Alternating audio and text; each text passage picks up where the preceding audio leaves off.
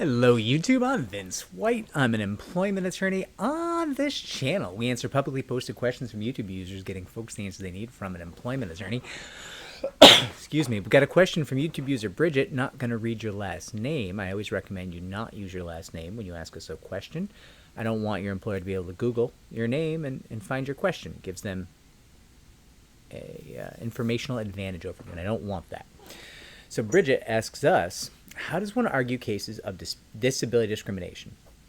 She goes on. Let me pause there.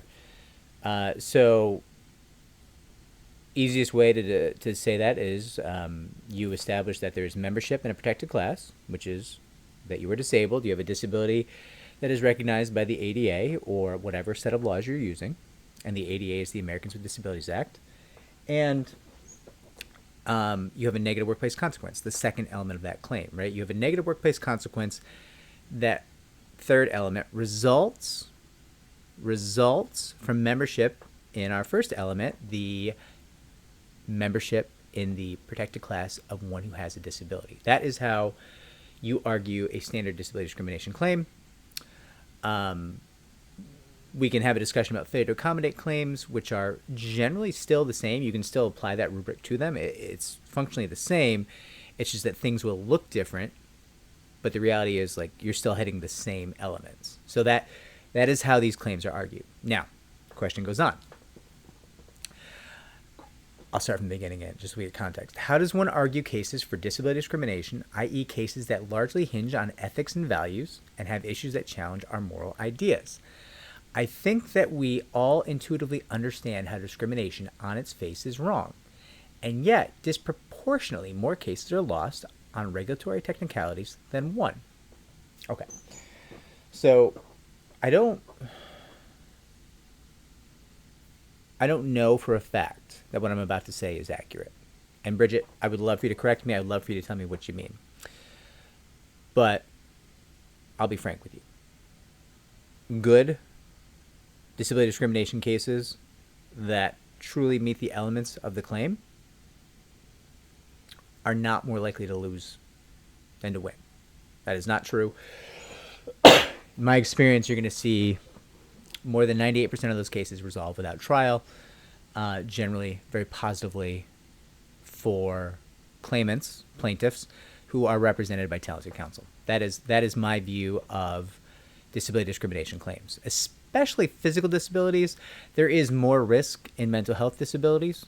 It's an uphill battle, but certainly those are, even with the additional risk, not things that I look at as losing endeavors or more likely to fail than to succeed. Like, I just don't agree with that statement.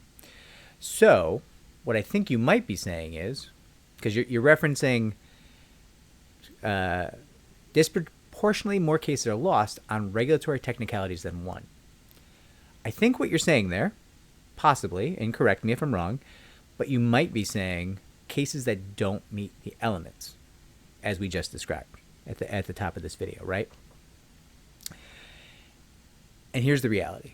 If you have a disability discrimination case that does not meet the elements of a disability discrimination case, then unfortunately, you do not have a disability discrimination case. That is not generally a feasible or possible position to take.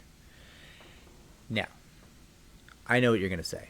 Immediately, I know what you're going to say. You're going to say, well, Vince, that's not true. There's a lot of case law that has expanded these laws over time, and the attorneys who created that case law in part argued moral outrage and equity and what is ethically right and good in society, and utility arguments for the greater good of society. And all of these arguments carried the day and expanded these laws and created new case law to help more people. All true and accurate. Rare. Hard to do, super high risk, hard to get representation for.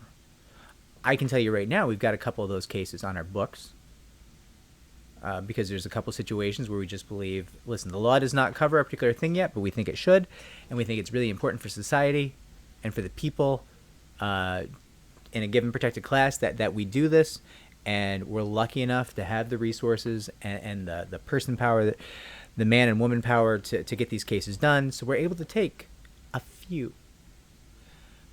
But I will go a step further and let you know that I think our firm runs probably about 450 cases a year on a good year.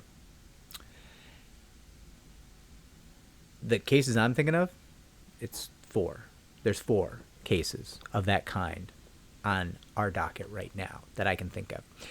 And that's because when you are engaging in those cases, no matter how much you think it is right and good, no matter how much you want to do what is right and ethically correct, you do also need to be aware, if you're a law firm and you're running a for-profit law enterprise that does not have endless deep pockets, you need to be aware that you are yeeting money and attorney time out the window, because you are taking a high-risk enterprise and asking a judge to think not of the law, which, if you misconstrue the law, if you make a bad decision on the law, there's appeals options, right?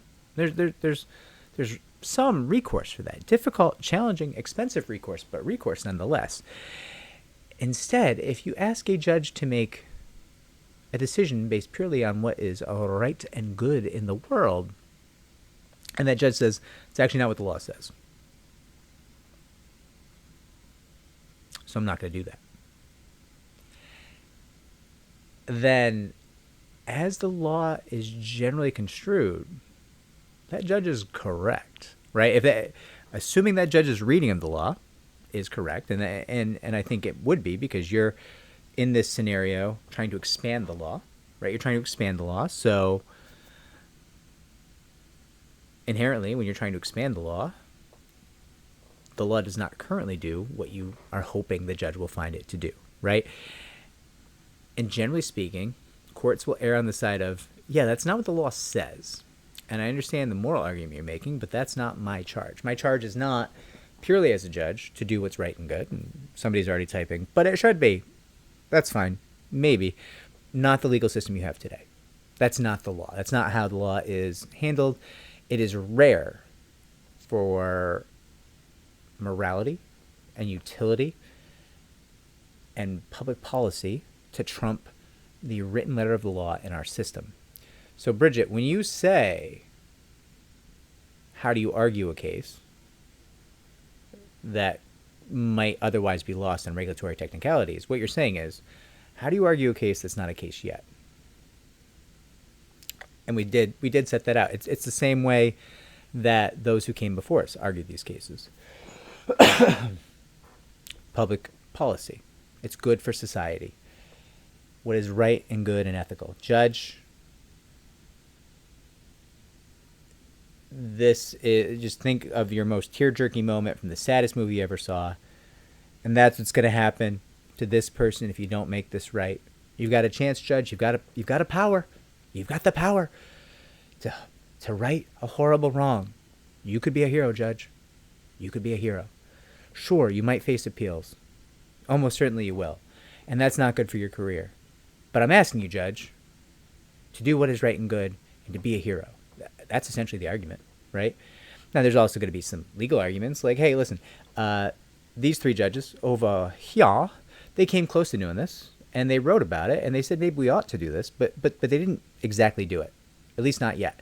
And I think it's important, though, Judge, to see that 3 judges came before you and wanted to do it and thought it was good, but they didn't do it. You could be the one to do it, Judge.